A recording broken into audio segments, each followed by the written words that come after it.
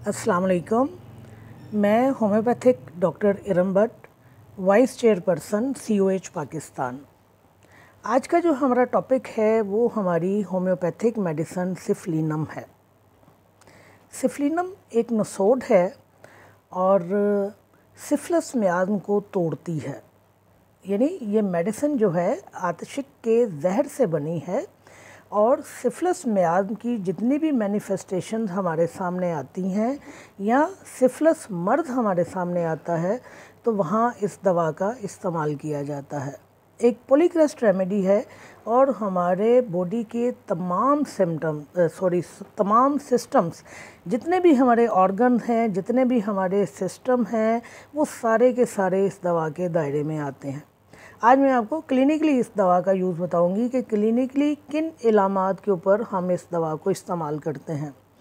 Syphilis मियाज़म क्या है, syphilis मियाज़म की मैनिफेस्टेशंस क्या हैं, वो मैं आपको पढ़ा चुकी हूँ, उसको मैं रिपीट नहीं करूँगी। मैं सिर्फ इस दवा के हवाले से आपको बताऊँगी कि हम सिफलिनम को कहाँ कहाँ इस्तेमाल करते हैं और मैं आज आपको इसके तमाम के तमाम करैक्टरिस्टिक सिम्टम्स बताऊँगी कि ये करैक्टरिस्टिक सिम्टम्स जब हमारे सामने आते हैं तो वहाँ हम इस नसोड का इस्तेमाल करते हैं।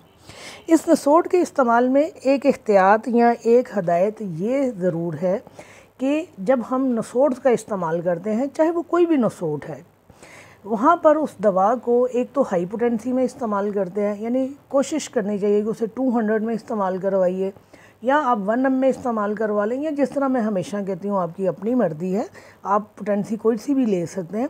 तो इनकी रेपिटेशन बार बार नहीं होनी चाहिए। इनको एक दफ़ा इस्तेमाल करवाया तो उसके बाद लाजमी इनकी पोटेंसी के मुताबिक दूसरी दवा के इस्तेमाल में लाजमी तौर पर वक्फ़ा कीजिए। जैसे बिलफर्ज महल आपने सिफलिनम 200 में इस्तेमाल करवाई है तो कम अज़ कम 6 दिन तक कोई दूसरी दवा ना दीजिए। मैं क्लिनिकली 8 दिन तक कोई दूसरी दवा इस्तेमाल नहीं करवाती जब मैं 200 की पोटेंसी इस्तेमाल करती हूँ, और अगर मैं 1 m इस्तेमाल करवाती हूँ तो मैं 15 दिन तक कोई दवा इस्तेमाल नहीं करवाती, और 10 m पोटेंसी के बाद मैं आलमोस्ट पूरा महीना दवाई का इस्तेमाल नहीं करवाती। तो ये मेरा अपना क्लिनिकल एक तरीका है काम करने का। आपको मैं सिर्फ बता रही हूँ कि आप अगर करना चाहें तो आप इस नसोड को इस तरह इस्तेमाल कर सकते हैं। तो मैं आपको इस नसोड के हवाले से चीता बातें बता दूं कि ये दवा क्लिनिकली कहाँ इस्तेमाल होती है। तो सबसे पहली बात कि ये एंटी मियाज़मेटिक रेमेडी है और सिफिलिस मियाज़म को तोड़ती है। लिहाजा क्रॉनिक केसेस में जब शिफा का अमल रुक जाता है या क्रॉनिक केसेस में जब मरीज़ जो है हमारी बेहतरीन मुंतहिब करदा अद्वियात को रिस्पॉन्स नहीं कर रहा होता या उसके रिस्पॉन्सेस जो हैं बहुत कमज़ोर होते हैं, तो वहाँ हम इस दवा का इस्तेमाल करते हैं। तो दूसरे लफ्ज़ों में आप कह सकते हैं कि ये एक बेहतरीन इंटरकरंट रेमेडी के तौर पर इस्तेमाल होती है। केस टेकिंग के दौरान जब हमें पता चलता है कि मरीज़ की फैमिली में सिफिलिस मियाज़म पाया जा रहा है और ये मियाज़ नस्ल दर नस्ल पाया जाता है, तो वहाँ हम अपने ट्रीटमेंट का जो इलाज है वो इस मेडिसिन से शुरू कर सकते हैं या शुरू करते हैं। जैसे कि मैंने अपने बारे में आपको बताया कि मैं ये जो सिफलिनम है मैं इसको ना सिर्फ 200 में इस्तेमाल करती हूँ, बल्कि जब मैंने मुख्तलिफ़ इलाज शुरू करने होते हैं और मैंने अपनी दूसरी अद्वियात के लिए राह हमवार करनी होती है तो मैं उन अद्वियात के इस्तेमाल से पहले इस दवा को इस्तेमाल करवाती हूँ। इस दवा का ख़ास असर जो है हमारी म्यूकस मेम्ब्रेन के ऊपर है। अब ये म्यूकस मेम्ब्रेन्स कहाँ पाई जा रही हैं? ये म्यूकस मेम्ब्रेन हमारी आँख में पाई जा रही हैं, ये म्यूकस मेम्ब्रेन हमारे नाक में, हमारे मुंह में, हमारे खलक में, वजाइना में, मकत में, जिस्म में जहाँ जहाँ पाई जा रही हैं वहाँ वहाँ इस दवा का इस्तेमाल होगा। लिहाजा अगर मुंह में छाले पड़ रहे हैं तो इस दवा का इस्तेमाल है। नाक के अंदर अगर म्यूकस मेम्ब्रेन मुतासिर हो रही हैं और उसकी वजह से नज़ला ज़ुकाम आ रहा है तो इस दवा का इस्तेमाल होगा। हमारे मेल और फीमेल के जो जेनिटल ऑर्गन्स हैं उनकी म्यूकस मेम्ब्रेन के ऊपर अगर कोई मसला आ रहा है तो वहाँ हम इस दवा का इस्तेमाल करेंगे। जैसे कि अगर लेबिया पे या वुल्वा के ऊपर ज़ख़म बन रहे हैं, डीट किस्म के ज़ख़म बन रहे हैं, ब्लिस्टर्स बन रहे हैं, या सिफिलिस मर्ज़ जो है अपनी सीट बना रहा है वहाँ पे और वहाँ पे ज़ख्म कर रहा है, चाहे वो मेल के जेनिटल के ऊपर सिफिलिस जो मर्द है वो अपना सेंटर बना रहा है, तो जहाँ जहाँ हमारी म्यूकस मेम्ब्रेन आएंगी वहाँ वहाँ हम सिफलिनम को इस्तेमाल करेंगे। इसके अलावा इस दवा का ख़ास असर जो है वो हमारी हड्डियों के ऊपर है। बोन्स के हवाले से इस दवा को बड़ी कामयाबी के साथ इस्तेमाल किया जाता है। अब देखें, जिस तरह म्यूकस मेम्ब्रेन हमारे जिस्म में हर जगह पाई जाती हैं, इसी तरह हमारा पूरा एक स्केलेटल सिस्टम है। हमारे सर की हड्डियां हैं, हमारे गर्दन की हड्डियां, हमारा सीना है पूरा, हमारी रिब्स जिसमें आ जाती हैं, हमारे जोड़ इसमें आ जाते हैं, हमारे छोटे जोड़ हैं, हमारे बड़े जोड़ हैं, इवन हमारे दांत जो हैं उनका शुमार भी हड्डियों में होता है। लिहाजा अगर हड्डियों के हवाले से कोई भी प्रॉब्लम आती है तो वहाँ इस दवा का इस्तेमाल किया जाता है। अब जैसे हड्डियों में अगर दर्द आ रही है, हड्डियाँ डिके हो रही हैं, हड्डियों में ज़ख्म बन रहे हैं, हड्डियाँ दुख रही हैं, हड्डियों में कर्वेचर आ रहा है, हड्डियों पर फोड़ा बन रहा है, नाक की जो हड्डी है यानी आपका जो ये करी हड्डी है, सेप्टम है, अगर इसमें सुराख हो गया, उस सुराख की वजह से आपको पुराना नज़ला है, वहाँ इस दवा का इस्तेमाल किया जाता है। कानों के हवाले से अगर आपकी अंदर की हड्डी, जो कान की अंदर की हड्डी है, उसका कोई मसला आ रहा है, आपके कान बह रहे हैं, तो वहाँ पर इस दवा का इस्तेमाल किया जाता है। हड्डी का अगर फोड़ा बन जाता है तो वहाँ इस दवा का इस्तेमाल किया जाता है। आर्थराइटिस में इस दवा का इस्तेमाल किया जाता है, रूमेटिज़म में इस दवा का इस्तेमाल किया जाता है। यानी आपके छोटे जोड़ या आपके बड़े जोड़ अगर दोनों मुतासिर है, ख़ास तौर पर वो ख़वातीन जिनको घुटनों के जोड़ों में दर्द रहती है, तो वहाँ हम इसके करैक्टरिस्टिक सिम्टम्स की बुनियाद पर इस दवा को इस्तेमाल करवा लेते हैं। फिर इस दवा में आपके दांत बहुत ज़्यादा मुतासिर होते हैं, दांत गलना सड़ना शुरू हो जाते हैं, डीफॉर्म हो जाते हैं, बिल्कुल इनके ऊपर स्याह धब्बे पड़ जाते हैं, जिस तरह करियाजोटम में होते हैं कि दांत गल सड़ कर टूटना शुरू हो जाते हैं, तो वहाँ हम इस दवा को इस्तेमाल करते हैं। तो देखिए, हड्डियों के ऊपर और म्यूकस मेम्ब्रेन के ऊपर ये दवा ख़ास असर करती है।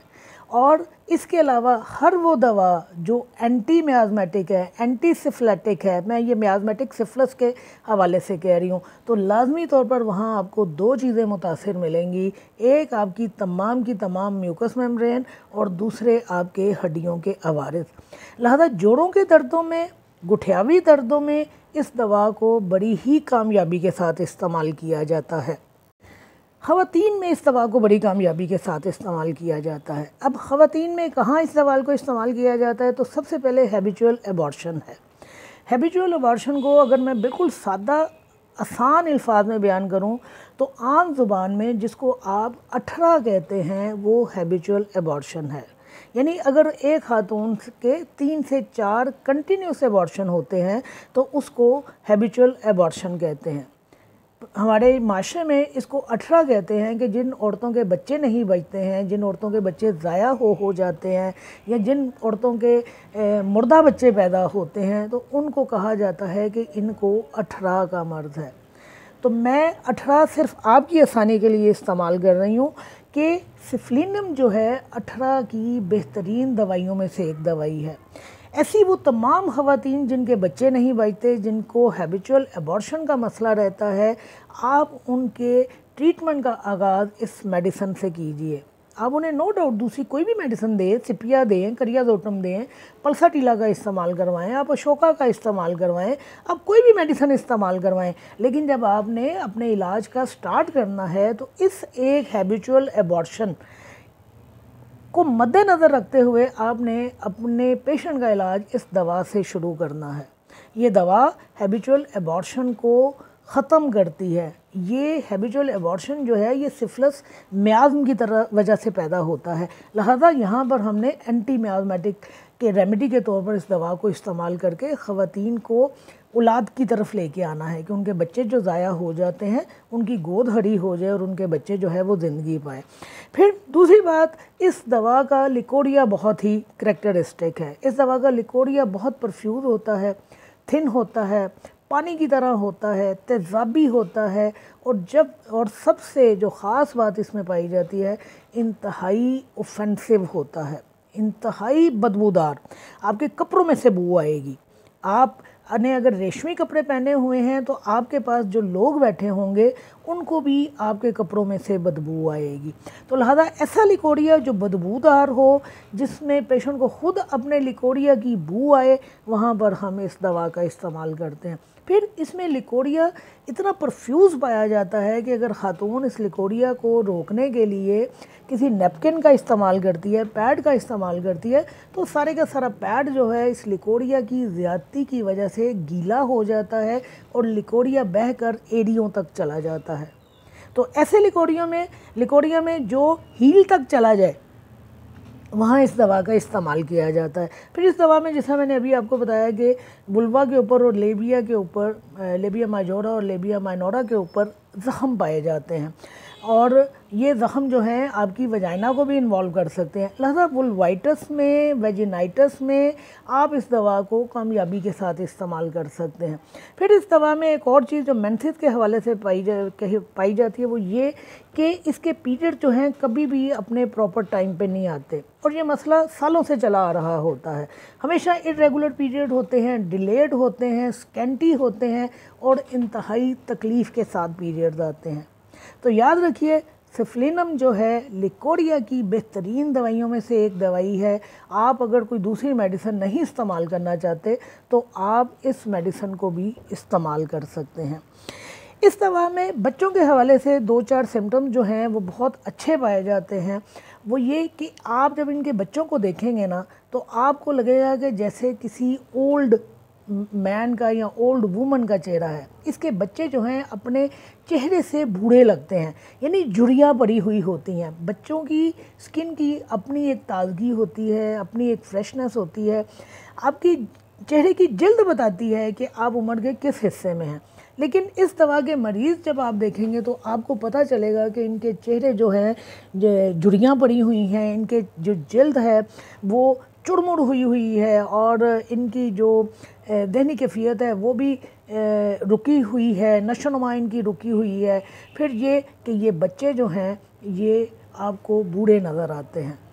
नौज़ायदा बच्चों में अशुब चश्म पाया जाता है और फिर वही बात कि अशुब चश्म जब मवाद निकलेगा तो वो फाउल होगा, उसमें बहुत सारा ज़्यादा बदबू आएगी। फिर इसके बच्चे बग़ैर किसी वजह के रोते हैं। और दूसरा जो इसमें सिम्टम पाया जाता है बच्चों के हवाले से, करैक्टरिस्टिक सिम्टम पाया जाता है, वो ये कि बच्चे पैदाइश से लेकर अब तक रोते ही चले आ रहे हैं। यानी आप इनके बच्चों को हंसता मुस्कुराता नहीं देखेंगे और आप इनके बारे में एक ही बात कहेंगे कि यार ये तो जब से पैदा हुआ है मैं तब से इसको रोता हुआ ही देख रहा हूँ, और बग़ैर वजह से ये बच्चे रोते हैं। तो ये बच्चे जो हैं जिनकी नशोनुमा रुक चुकी हो, जो अपने चेहरे से बूढ़े लगते हों, जिनके चेहरे के ऊपर झुर्रियाँ पड़ी हों, जो अपना क्या कहते हैं रोते रहते हों, बिला वजह रोते रहते हों, तो ये बच्चे जो हैं ये सिफलिनम के बच्चे हैं। मक्कत के हवाले से इस दवा में बहुत ही करैक्टरिस्टिक सिम्टम्स मिलते हैं। मैं आपको नाम ले देती हूँ क्योंकि ऑलमोस्ट मैं सारे लेक्चर कर चुकी हूँ। तो इस दवा में फिशर पाया जाता है मक्कत का, फिस्टुला पाया जाता है, प्रोलैप्स पाया जाता है, रेक्टल पेन पाई जाती है। फिर ये कि डीठ किस्म की कब्ज़ इस दवा में पाई जाती है। और जब ये कब्ज़ इतनी शदीद पाई जाती है कि जब अनीमा किया जाता है, यानी मैकेनिकल तरीके से पखाने को ख़ारिज किया जाता है, तो पेशेंट को यूँ महसूस होता है जैसे वो दर्द-ए-ज़ा के अमल से गुज़र रहा है। यानी इतनी उसको तकलीफ़ होती है कि जो बच्चा पैदा करने की तकलीफ़ है उसी तकलीफ़ से पेशेंट जो है वो गुज़र रहा है। अब देखिए कि हमारी मक्कत जो है वहाँ पर म्यूकस मेम्ब्रेन्स पाई जाती हैं और ये फिशर का होना और वहाँ पे पेन होना, तो ये जो म्यूकस मेम्ब्रेन है वहाँ पे ज़ख्मों का पाया जाना, ये सारे के सारे सिफिलिस मियाज़ को ज़ाहिर करते हैं। क्यों? क्योंकि सिफिलिस में आपकी म्यूकस मेम्ब्रेन जो हैं वो सबसे ज़्यादा मुतासिर होती हैं। एक और इस दवा का बहुत बड़ा करैक्टरिस्टिक सिम्टम है। इस करैक्टरिस्टिक सिम्टम की बुनियाद पर आप इस दवा को किसी भी मर्ज़ में इस्तेमाल कर सकते हैं, चाहे वो नोनल्जिया है, चाहे वो सर का दर्द है, दर्द शकीका है, खांसी है, दमा है, शटिका पेन है, आपके जोड़ों के दर्द हैं, आपके कान का दर्द है, आपकी बॉडी में कहीं पर भी दर्द पाया जा रहा है और उस दर्द में ज़्यादती सूरज गरूब होने से लेकर सूरज तुलू होने तक रहे, यानी नाइट एग्रावेशंस हों, तो ये इस दवा का करेक्टरिस्टिक है। किसी भी मर्ज़ में, वहाँ शर्त नहीं है कि सिफिलिस में आज़म पाया जा रहा है या नहीं पाया जा रहा, किसी भी मर्ज़ में अगर आपको मरीज़ ये कह दे कि शाम के बाद मेरी इलामात में ज़्यादती होती है और सूरज निकलने तक मेरी इलामात जो हैं बढ़ती चली जाती हैं, लेकिन जैसे ही सूरज तुलू होता है, दिन निकलता है, मेरी इलामात में कमी आना शुरू हो जाती है, तो इस एक नाइट एग्रावेशन के ऊपर आप आंखें बंद कर कर इस दवा का इस्तेमाल करवा सकते हैं। हम मर्क सॉल्व में भी बिल्कुल यही करेक्टरिस्टिक पाया जाता है कि शाम से के बाद से इलामात बढ़ना शुरू होती हैं और सुबह सूरज तुलू होने तक इलामात बढ़ती हैं, तो वहाँ पर हम इस करेक्टरिस्टिक सिम्टम की बुनियाद पर मर्क को इस्तेमाल करवाते हैं। बिल्कुल इसी तरह इसकी नाइट एग्रावेशन हैं कि रात के वक्त तमाम तकलीफ़ बढ़ जाती हैं, पेशेंट रात से डरता है।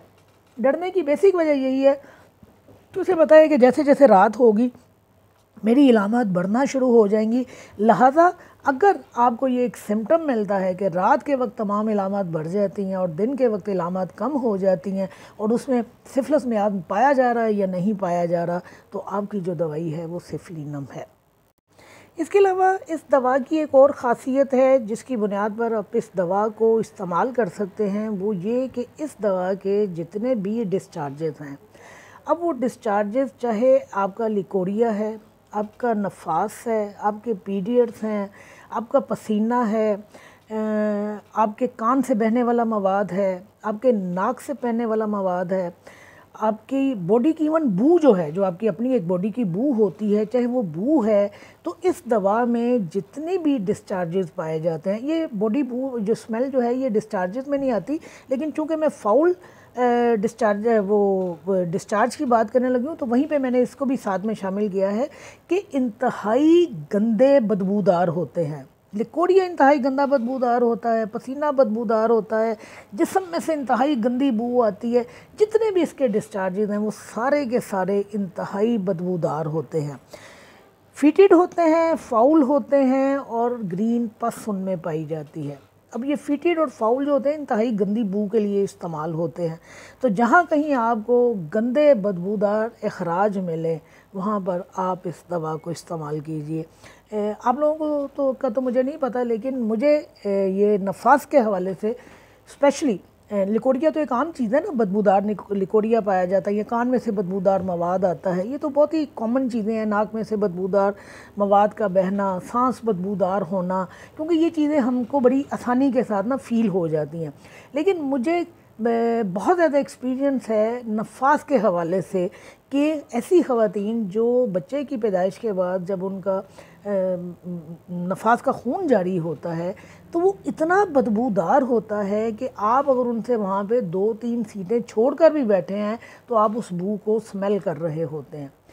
यहाँ पे मैं एक और बात आपको बता दूं कि फ़िज़िकल क्लिनिक में एग्ज़ामिन के दौरान आप यकीन जानिए कि ख़वातीन के जेंटल ऑर्गन्स से जब हम उनको एग्ज़ामिन करने लगते हैं और पेट को एग्ज़ामिन करने लगते हैं तो सिर्फ पेट से कपड़ा हटाने की देर होती है, तो उनके जेनिटल ऑर्गन्स की से और उनके बदन में से इंतहाई गंदी बदबू आती है जिसको बर्दाश्त करना मुश्किल होता है।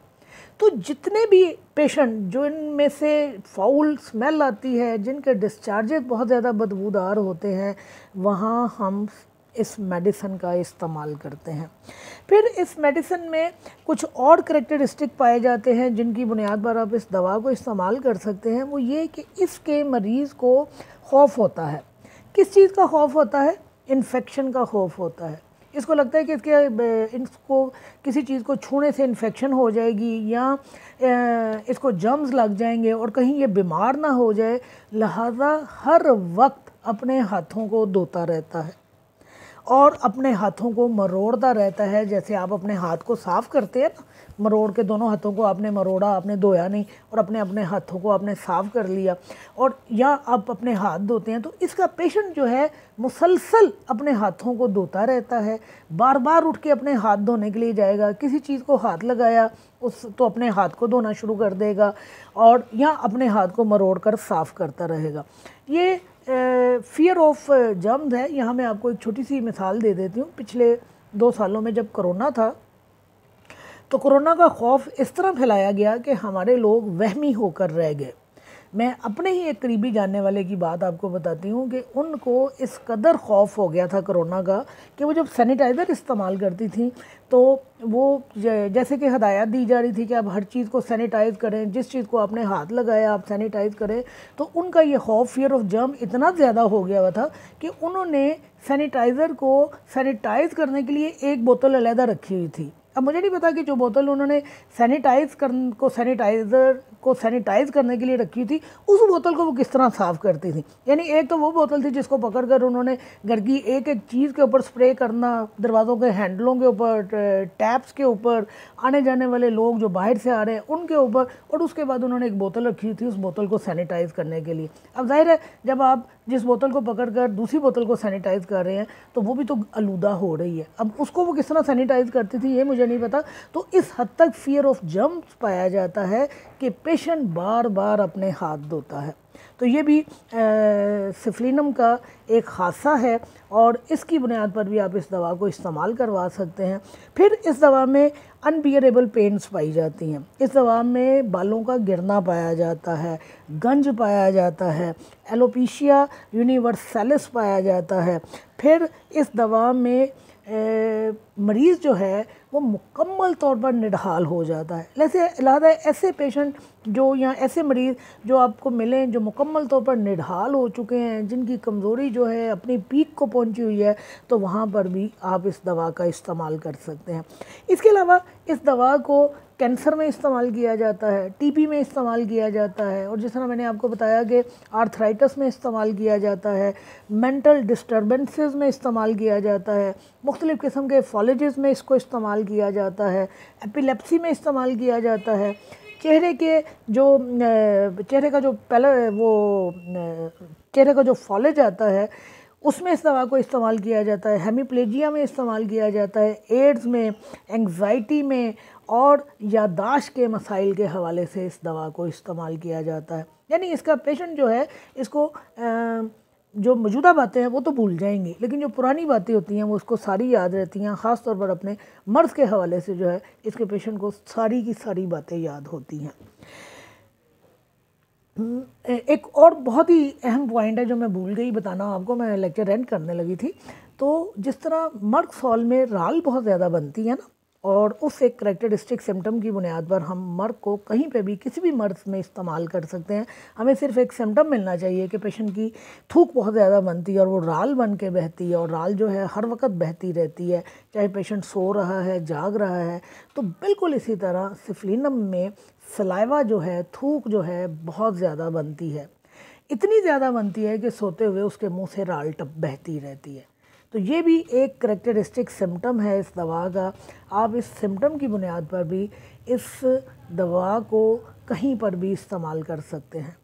मैंने आपको शुरू में बताया कि एक पॉलीक्रेस्ट रेमेडी है, और मैंने इसको तफसील में आपको बिल्कुल नहीं बताया। मैंने आपको सिफिलिस मर्ज़ के हवाले से नहीं बताया। मैंने आपको सिर्फ बताया कि सिफिलिस मर्ज़ में इस्तेमाल होती है, सिफिलिस मियाज़ में इस्तेमाल होती है। आप इसकी बुनियाद पर इस दवा को कहीं पे भी इस्तेमाल कर सकते हैं। एक और मेन करैक्टरिस्टिक रह गया, चूँकि ये रहने की जो बात है ना वो इस वजह से है कि इस दवा को समेटना ना बहुत मुश्किल हो रहा था। सिफिलिस मियाज़्म और सिफिलिस मियाज़्म की मैनिफेस्टेशन में आपको पढ़ा चुकी हूँ, लिहाजा बहुत सारी बातें मुझे इसमें से माइनस करनी पड़ी हैं। तो वो माइनस और प्लस के दौरान ही ये एक दो पॉइंट मेरे जहन से निकल गए हैं। एक और जो ख़ास पॉइंट इस दवा में पाया जाता है वो ये कि जिन लोगों में वरासतन शराब पीने का रुझान पाया जाता है, ये उन लोगों की दवा है। लिहाजा जो लोग शराब नोशी के बहुत शौकीन हैं और छोटी उम्र से ही शराब नोशी की तरह राग़िब होते हैं, वहाँ आप इस दवा को इस्तेमाल कर सकते हैं। पोटेंसी के हवाले से मैंने आपको पहले भी बताया कि आप इसको हाई पोटेंसी में इस्तेमाल कर लीजिए। वैसे तो ये हर पोटेंसी में इस्तेमाल होती है, जैसे 200, 1 M, 10 M, 30, वो आपकी अपनी चॉइस है। लेकिन कोशिश कीजिए कि इस मेडिसिन को, इस नसोड़ को जब इस्तेमाल करना है तो 200 में इस्तेमाल कीजिए, और जिस तरह मैंने आपको कहा कि वक्फ़ा लाजमी दीजिए। अपनी अगर क्लिनिकल प्रैक्टिस के हवाले से बताऊं तो अल्लाह पाक चश्मे बद से महफूज रखे। मैंने जब जब सिफलिनम को इसके करैक्टरिस्टिक सिम्टम्स की बुनियाद पर या सिफिलिस मियाज़ में इस्तेमाल किया है, अल्हम्दुलिल्लाह अल्लाह पाक ने मुझे कभी नाकामी नहीं दिखाई है। तो आप भी इन्हीं करेक्टरिस्टिक सिम्टम्स को अपने सामने रखकर इस दवा का इस्तेमाल कीजिए, इंशाल्लाह आपको भी कामयाबी मिलेगी। शुक्रिया।